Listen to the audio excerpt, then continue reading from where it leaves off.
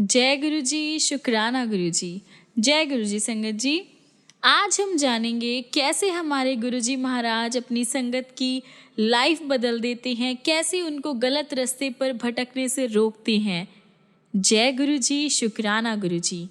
आगे बढ़ने से पहले आप अपने चैनल गुरु जी सत्संग वर्ल्ड को सब्सक्राइब कर लीजिए ताकि आपको ऐसे वीडियोस, ऐसे सत्संग रोज़ रोज़ सुनने को मिले और बाकी दोस्तों के साथ, अपने गुरु परिवार के साथ इन सत्संग को शेयर कीजिए ताकि वो भी हमारे गुरु जी महाराज के बारे में जान सके और हमारे गुरु जी के साथ जुड़ सके।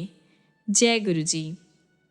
और हाँ संगत जी, आप में से कोई भी संगत अपना सत्संग हमारे साथ शेयर करना चाहते हो, अपने दोस्तों के साथ शेयर करना चाहते हो, गुरु जी का शुक्राना अदा करना चाहते हो, तो नीचे दिए गए ईमेल आईडी या फिर व्हाट्सएप नंबर पर आप हमें मैसेज कर सकते हैं। आपके सत्संग भी बहुत जल्द ही शेयर करे जाएंगे। जय गुरु जी, शुक्राना गुरु जी। संगत जी, आज का सबसे पहला सत्संग है रिया रावल का। आंटी जी लिखते हैं, जे तू ना फड़दा बा असा रुल जाना सी, सानू किथे ना मिलदी था असा मर जाना सी। गुरुजी, अगर आपने हमारा हाथ न थामा होता हम भटक जाते, अगर आपने हमें बचाया ना होता हम मर जाते। मुझे समझ नहीं आता कि मेरे परिवार को हमेशा अपना आशीर्वाद देने के लिए मैं गुरुजी का धन्यवाद कैसे करूं। जब से हम गुरुजी की दिव्य छत्र छाया में आए हैं, जीवन जीने लायक हो गया है। गुरुजी हमारे रास्ते की बाधाएं और तनाव को दूर हटाकर हमारे जीवन को सरल बना देते हैं। वह जानते हैं कि हमें कब किस वस्तु की ज़रूरत है। बिन बोले या सब कुछ जानदा, बिना बोले ही वे सब कुछ जानते हैं और हमारी इच्छाएं पूरी करते हैं। 4 अक्टूबर 2010 को केवल 6 महीने और 5 दिन की प्रेगनेंसी के बाद मैंने नई दिल्ली के एक हॉस्पिटल में एक बेबी गर्ल को जन्म दिया। टाइम से पहले जन्म होने की वजह से नवजात बच्ची को NICU में भर्ती किया गया। डॉक्टर्स ने हमें साफ साफ कह दिया था कि बच्ची के बचने के आसार बहुत कम हैं क्योंकि उसका जन्म समय से पहले हुआ है। हमने डॉक्टर से कहा कि वे अपनी ओर से बच्ची को बचाने की कोशिश में कोई भी कमी ना रखे। वो NICU में 40 दिन से लगातार वेंटिलेटर के सहारे थी। मेरे एक रिश्तेदार ने मुझे गुरुजी की तस्वीर दी थी और वैसे तो अब तक मैंने गुरुजी को पूरी तरह से समर्पण नहीं किया था। मैं जब भी NICU में जाती तो अपनी बच्ची के बिस्तर पर वह तस्वीर रखती ताकि उसको गुरुजी का आशीर्वाद मिल सके। मेरे मामा और मामी, मग्गो अंकल और आंटी ने मुझे गुरुजी की दिव्य शक्तियों के बारे में बताया और मैंने उन पर विश्वास करना शुरू कर दिया। लेकिन अभी भी मेरी बेटी NICU में भर्ती थी। डॉक्टर्स ने भी अब उम्मीद छोड़ दी थी और मैं बहुत रो रही थी। तब एक दिन मेरे मामा और मामी हमारे घर आए और उन्होंने मुझे गुरुजी के सत्संग की किताब और शब्द की CD दी। उस दिन से मैंने सत्संग पढ़ने और शब्द सुनने आरंभ किए।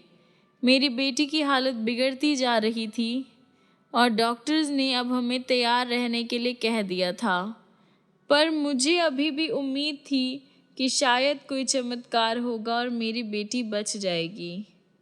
लेकिन जब मेरी बेटी नहीं रही, मैं पूरी तरह से टूट गई। वो 11 नवंबर 2010 का दिन था और मुझे ऐसा लगा जैसे मेरी दुनिया ही ख़त्म हो गई हो। लेकिन गुरुजी ने मुझे और मेरे परिवार को सहारा दिया और इस दुख से उभरने में हमारी मदद की। गुरुजी के आशीर्वाद से जनवरी 2011 में मैं दोबारा प्रेग्नेंट हुई। मैंने अपने मन में बस एक ही भाव कायम रखा कि गुरुजी ने मुझे आशीर्वाद दिया है और वो मेरे बच्चे का ध्यान रखेंगे। एक बच्चे की तरह मैंने उनको पूरी तरह से समर्पण कर दिया और मुझे पूर्ण विश्वास था कि गुरुजी मुझे एक हेल्दी बच्चा ब्लेस करेंगे। वैसे तो मेरी प्रेगनेंसी में कुछ परेशानियां आई और डिलीवरी से पहले कुछ चिंताएं भी थी, पर मेरी प्रेगनेंसी बिल्कुल आराम से निकली। डॉक्टर्स ने हमें कहा था कि इस बार खतरा ज़्यादा था, पर हमें गुरुजी में पूरा विश्वास था। अपनी प्रेगनेंसी के 7वें महीने में मुझे एक भक्त का सपना आया। वह महिला अपने बच्चों, एक लड़का और लड़की के साथ हमारे घर आई थी और उसने अपना एक बच्चा मुझे रखने के लिए कहा। मैं लड़की के साथ खेल रही थी।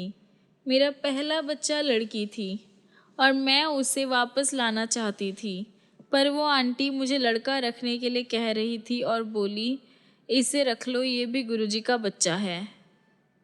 मैं लड़की रखने की ज़िद कर रही थी और साथ ही ये भी सोच रही थी कि मैं तो पहले से ही प्रेग्नेंट हूँ, इस बच्चे का ध्यान मैं कैसे रखूँगी। मुझे सपने का मतलब उस टाइम समझ नहीं आया, पर जब 6 सितंबर 2011 को मुझे गुरुजी के आशीर्वाद स्वरूप एक प्यारी बेटी हुई तो मतलब क्लियर था कि कैसे सपने में ही गुरुजी ने मुझे आशीर्वाद दिया और मेरी इच्छा पूरी करी। हमने अपना पहला बच्चा खो दिया था, इसलिए इस बार हमने सोचकर दूसरा हॉस्पिटल चुना। 6 सितंबर 2011 को मैं घर पर थी जब मुझे डिलीवरी का पेन शुरू हुआ। जब मैंने अपने डॉक्टर को फ़ोन किया तो उसने कहा कि उस टाइम मैं उसी हॉस्पिटल में थी जहां मैंने अपना पहला बच्चा खोया था और उसने मुझे शांत होने को और तुरंत वहीं आने के लिए कहा।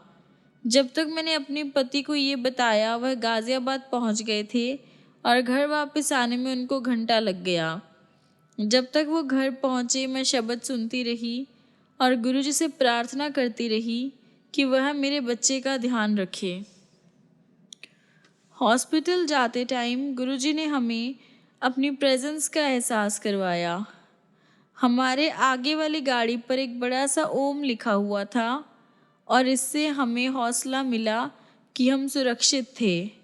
हम जानते थे कि मैं और मेरा बच्चा गुरुजी की शरण में थे।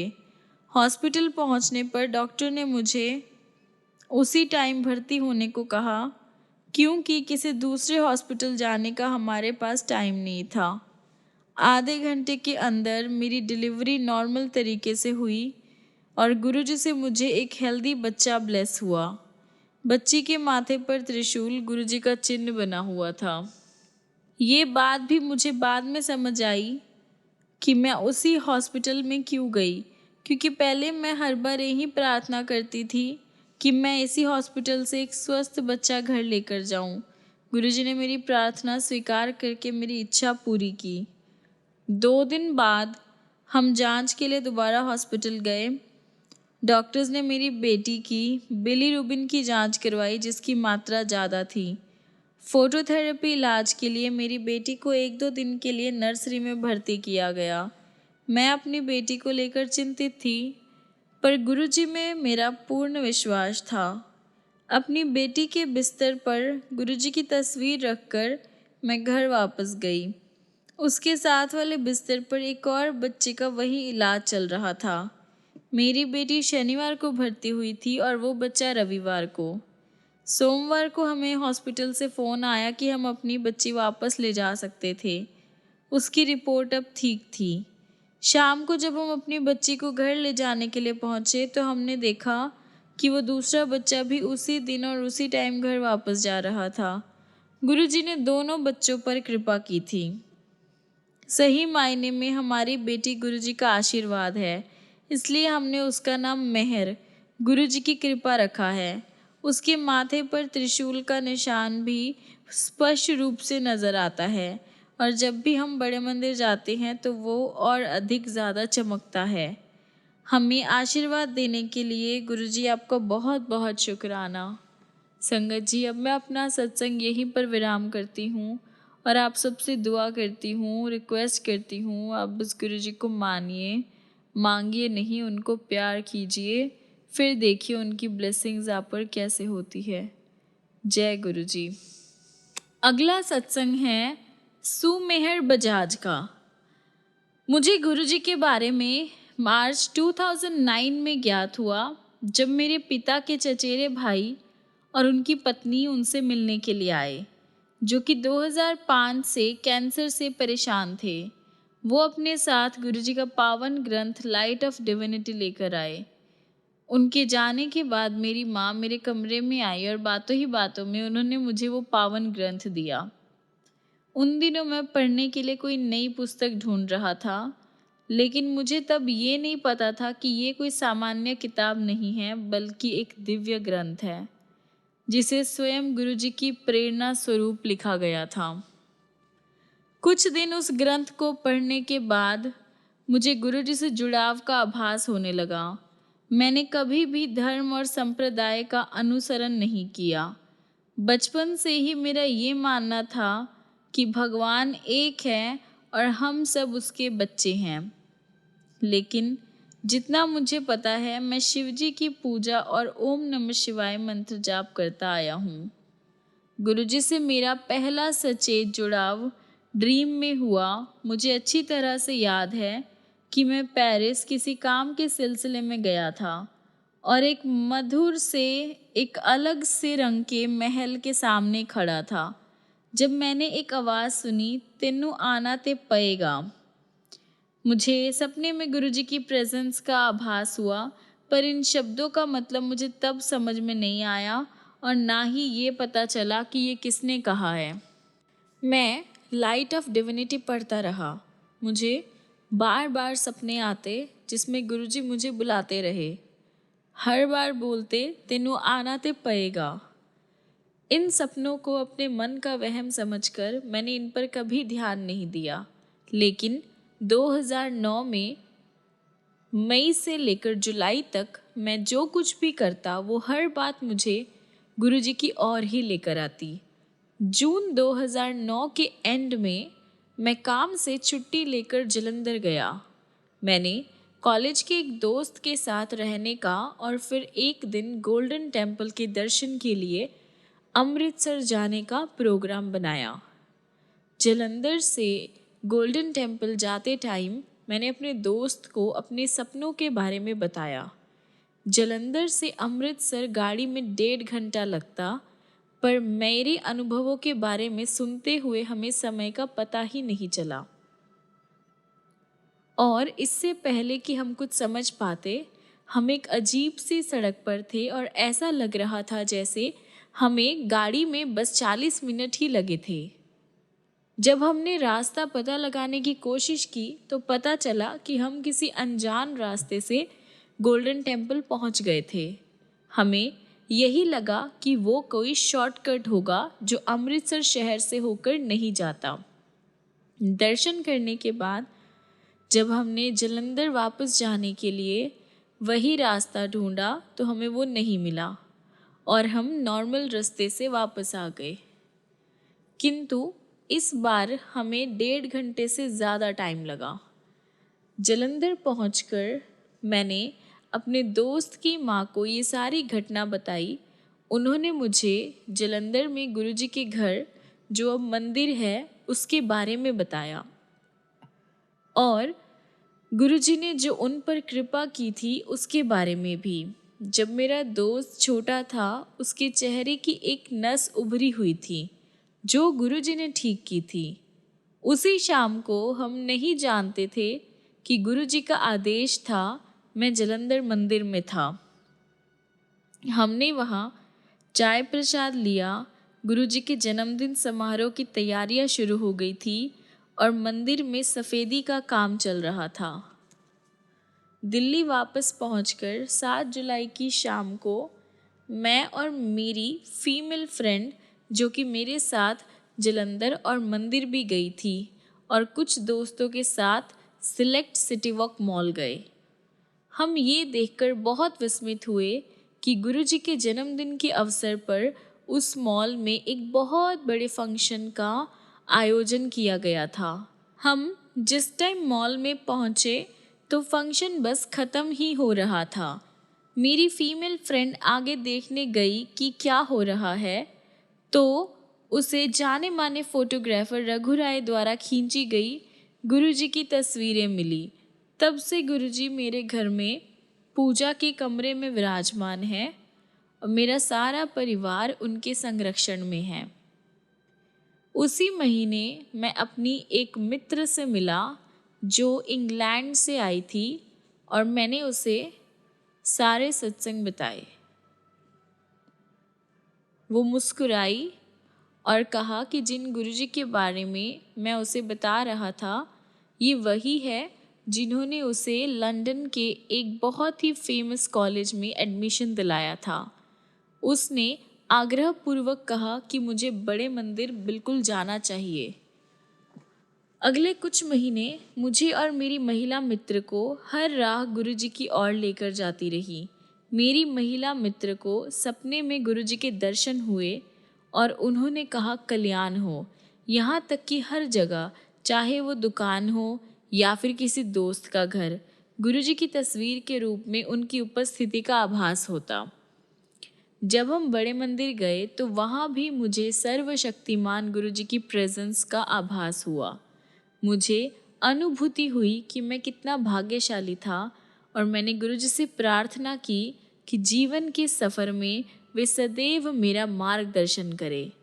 मैंने अपने पिता की हेल्थ और हम सबके कल्याण के लिए भी प्रे करी। वैसे तो मैं यह बात भी स्वीकारता हूँ कि अभी भी मेरे मन में बहुत से सवाल थे।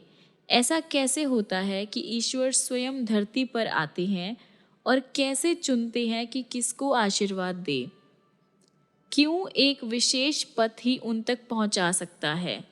भगवान का आशीर्वाद प्राप्त करने के लिए क्या सिर्फ अच्छे कर्म करना ही काफ़ी नहीं होता? ऐसे बहुत से सवाल मेरे दिमाग में घूम रहे थे। बहुत सी कन्फ्यूजन मेरे दिमाग में चल रही थी। नवंबर 2009 में मुझे लीवर की एक असाधारण बीमारी हुई, जिसके कारण शायद मेरे काम का अत्यधिक बोझ और अत्यंत व्यस्त जीवन शैली थी। दुर्भाग्यवश उस टाइम मैं बड़े मंदिर नहीं जा पाया और एक महीने बाद 15 दिसंबर को अपने जन्मदिन के पर आधी रात को मैं बड़े मंदिर में गया। कुछ महीने ऐसे ही व्यतीत हो गए और मेरे स्वास्थ्य में कोई सुधार नहीं आया। डॉक्टर्स को मेरी बीमारी समझ नहीं आ रही थी। सितंबर 2010 में मुझे गुरुजी और बड़े मंदिर से संबंधित एक बहुत बुरा सपना आया। मैंने कुछ इतना भयानक देखा कि आज तक मैं उसके बारे में किसी को बता नहीं पाया हूँ। मैं कई दिनों तक परेशान रहा और मुझे लगा जैसे गुरुजी से मेरा जुड़ाव भी कमज़ोर हो गया था। मेरी सेहत बिगड़ती गई और अब चिकित्सकों को लग रहा था कि मुझे ऑटो इम्यून हेपेटाइटिस यानी हार्ट का डिजीज़ हो गया है और उन्होंने मुझे हार्ट की बायोप्सी करवाने को कहा। वैसे तो गुरुजी में मेरा विश्वास डगमगा गया था, लेकिन उन्होंने ये सुनिश्चित किया कि मुझे बायोप्सी ना करानी पड़े और मेरे जो भी रिपोर्ट्स आए, जो भी मेरा लेवल आया, वो सब नेगेटिव आए। साल 2011 के शुरू से लेकर एंड तक गुरुजी मुझे अपनी दिव्य उपस्थिति का आभास देते रहे। जैसा कि 2009 में हुआ था, ठीक उसी प्रकार साल 2011 में भी हर राह मुझे गुरुजी की ओर लेकर जाती थी। मैं गुरुजी की वेबसाइट पर डाले गए सारे शब्द सुनता और गुरुजी से प्रार्थना करता, उनका आशीर्वाद मांगता कि वह मेरे विश्वास को बनाए रखे और मेरा मार्गदर्शन करे। इससे कुछ समय पहले मैं दोबारा बड़े मंदिर गया, तब मुझे गुरुजी के शब्दों "तिन्नु ते आना पएगा" का मतलब समझ आ गया। गुरुजी ने मुझे सपने में दर्शन दिए। मेरे आसपास कोई दुष्ट शक्ति थी जिसके सामने मैं लाचार खड़ा था और तभी गुरुजी आकाश मार्ग से प्रकट हुए। उन्होंने एक वज्रपात लिया और उसे उस दुष्ट शक्ति पर वार किया। मुझे बचा लिया गुरुजी ने। अब मैं जहाँ भी जाता हूँ मुझे गुरुजी की प्रेजेंस का आभास होता है। दिवाली पर मैं अपने माता पिता के कार्यालय में गुरुजी की पूजा कर रहा था जब एक बाबा जी जो हर दिवाली पर हमारे यहाँ आते हैं आए और बोले, हमारे गुरुजी का आदेश है कि तू बहुत तरक्की करेगा। मेरे साथ ऐसी अनगिनत घटनाएं हुई है। ये सारे अनुभव जो मैंने सुने हैं या मेरे साथ हुए हैं, उससे भी बड़ी बात ये हुई है कि अब मेरी अंतरात्मा को पूरी तरह से गुरुजी के साथ जुड़ाव का आभास होता है और मुझे ये समझ आ गया कि गुरुजी की दृष्टि हमेशा हम सभी पर रहती है और हम उनके संरक्षण में हैं। ईश्वर इस दुनिया में गुरुजी के रूप में हमारा मार्गदर्शन और रक्षा करने के लिए और इस दुनिया को सुखद बनाने के लिए आए हैं। गुरुजी महान हैं और उनके तरीके हमारी समझ से परे हैं। मैं केवल इतना कह सकता हूँ कि वे तब भी हमारी रक्षा करते हैं जब हम जानते भी नहीं हैं कि वो सर्वोच्च शक्तिशाली है। वो सही समय पर हमें दर्शन देते हैं और जीवन के सफ़र को सुगम बनाते हैं। यदि कभी हम उनमें अपनी श्रद्धा खो भी देते हैं या हमारा विश्वास डगमगा जाता है, तब भी वो अपना निश्चल प्रेम हम पर न्यौछावर करते हैं और अपने प्रेम रूपी पथ पर हमें वापस हमारा मार्गदर्शन करते हैं। गुरुजी सर्वव्यापी और सदा दयालु है। जैसे मैं बचपन में ईश्वर से उनका आशीर्वाद प्राप्त करने के लिए प्रार्थना करता हूँ, आज भी वही करता हूँ और ओम नमः शिवाय गुरुजी सदा सहाय का जाप करता हूँ। जय गुरुजी। संगत जी, अब मैं अपना सत्संग यहीं पर विराम करता हूँ। गुरुजी का बहुत बहुत शुक्राना करता हूँ कि उन्होंने हर पल हर क्षण मेरा साथ दिया, मेरी फैमिली को ब्लेस किया। बस ऐसे ही गुरुजी आप अपनी सारी संगत को ब्लेस करते रहना, सबको ढेर सारा प्यार देना, अपरंपार ब्लेसिंग्स देना। बहुत बहुत शुक्राना है गुरुजी। जय गुरुजी। आइए संगत जी, अब हम अगला सत्संग सुनेंगे खुशबू बंगिया आंटी का। तो आंटी जी लिखती है 14 अगस्त, एक ऐसी डेट, एक ऐसी तिथि जो मैं कभी नहीं भूल सकती। ये वो दिन था जब मैं पहली बार गुरुजी के दरबार आई और जिन घटनाओं की वजह से ये हुआ वो बहुत रोचक है। वो सावन का महीना था जो भगवान शिव से संबोधित होने के कारण पावन माना जाता है और इस महीने में मैं नियमित रूप से व्रत रखती थी।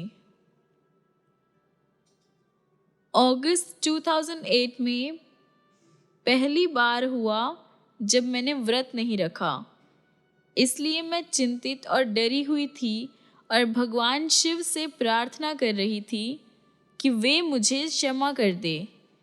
थर्सडे की सुबह को मुझे ड्रीम आया जिसमें माँ पार्वती ने मुझे दर्शन दिए और मुझे आश्वासन दिया कि शिवजी मुझसे नाराज़ नहीं हैं। लेकिन सपने में भी मैंने माँ पार्वती से शिवजी के दर्शन मांगे क्योंकि उसी से मैं संतुष्ट होती। और तब शिवजी और हनुमान जी आए और मुझे उनके दर्शन का सौभाग्य प्राप्त हुआ। उस सुबह जब मैं उठी तो बहुत खुश थी। मेरे दिन की शुरुआत उत्तम हुई थी। जब मैं अपनी ट्यूशन टीचर के पास गई तो उन्होंने मुझे गुरुजी की तस्वीर दिखाई और पहली बार मुझे गुरुजी के दर्शन के आशीर्वाद मिले। मेरी टीचर ने मुझसे पूछा कि क्या उस शाम को मैं उनके साथ गुरुजी के मंदिर जाना चाहूँगी। वो मुझसे बोली कि गुरुजी और शिवजी एक ही है और मैंने तुरंत हाँ कर दी। उसी शाम हम गुरुजी के दरबार में बैठे हुए थे। संगत से मुझे गुरुजी की कृपा और उनके द्वारा किए गए चमत्कार के बारे में पता चला। गुरुजी से आने वाली सुगंध के बारे में भी मुझे पता चला और ये भी कि जब गुरुजी शारीरिक रूप में विद्यमान नहीं हैं तब भी उनकी सुगंध आती है, उनकी सर्व विद्यमानता की सूचक। मंदिर में संगत से मुझे पता चला कि गुरुजी की महासमाधि के बाद भी उन्हें उनकी सुगंध आती थी। मंदिर में बैठे हुए मैंने गुरुजी से पूछा कि मैं कैसे उनकी सुगंध पहचानूं। मुझे गुरुजी के शारीरिक रूप में कभी दर्शन नहीं हुए थे और मंदिर में सुगंध फूलों की भी हो सकती थी, ऐसा मुझे लगता था। मैंने गुरुजी से विनती की कि किसी अनोखे ढंग से मुझे अपनी सुगंध का एहसास कराए। गुरुजी ने मुझे इंतज़ार नहीं करवाया। वो मेरे घर आए और मेरा कमरा अपनी कृपापूर्ण दिव्य सुगंध से भर दिया और मेरे कमरे में सुगंध का कोई और स्रोत नहीं था। अब डाउट करने का कोई भी कारण मेरे पास नहीं बचा था। बहुत बहुत धन्यवाद गुरुजी, इस अद्भुत सुगंधित अनुभव के लिए, इस बहुत ही प्यारे से एक्सपीरियंस के लिए और मेरे कमरे में आकर मुझे आशीर्वाद देने के लिए। जैसे ही गुरुजी एक मांग पूरी कर देते हैं, हमारी और मांगे हो जाती है। अब मुझे गुरुजी के दर्शन उनके चोले में चाहिए थे। संगत से गुरुजी के सजीले और अद्भुत पहनावों के बारे में इतनी बार सुनने के बाद मैंने गुरुजी से अनुरोध किया कि वो मुझे अपने उन चोलों में दर्शन दे जिनको देखकर मैं संगत जैसे ही मंत्रमुग्ध हो जाऊं। गुरुजी से ये अनुरोध करके मैंने गुरुजी की तस्वीर अपने तकिए के नीचे रखी और सो गई। उस रात गुरुजी ने अपने अलग अलग चोलों में मुझे दर्शन दिए और वो एकदम अद्भुत एक्सपीरियंस था। लेकिन उसके बाद जो हुआ वो बिल्कुल अनबिलीवेबल था। जब मैं अगली सुबह उठी, एक सहेली ने मुझे गुरुजी की वेबसाइट के बारे में बताया। जब मैं gurujimaharaj.com वेबसाइट पर गई और तस्वीरों के भाग में गई तो मैंने पाया कि वहाँ गुरुजी उन्हीं चोलों में, उन्हीं तस्वीरों में थे जिनमें उन्होंने मुझे पिछली रात दर्शन दिए थे। एक बार फिर बड़े ही आश्चर्यजनक ढंग से गुरुजी ने मेरे संदेह की संभावना दूर की। गुरुजी अपने सभी बच्चों का ध्यान रखते हैं और हम सब के लिए शर्त रहित प्रेम का स्रोत है। मैं बताती हूँ किस तरह। गुरुजी के यहाँ आना शुरू करने से पहले मेरी माँ एक ज्योतिषी के पास गई जिसने भविष्यवाणी की कि जल्द ही मेरा भाई निखिल बहुत बीमार पड़ेगा और उसे हॉस्पिटल में एडमिट होना पड़ेगा, और वैसा ही हुआ। माँ की सारी कोशिशों के बाद भी उस दिन हम अपनी दुकान नहीं खोल पाए। हम उस ज्योतिषी में विश्वास करने लगे। गुरुजी के यहाँ आने के बाद मेरी माँ उस ज्योतिषी के पास फिर गई।